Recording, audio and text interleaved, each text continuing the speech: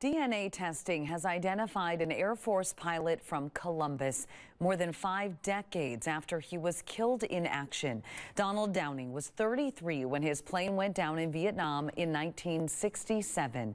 He was survived by a wife and 4 children. Last year, a recovery team found the wreckage, and now DNA testing has confirmed that remains found at the site are Downing. A funeral is being planned at Arlington National Cemetery.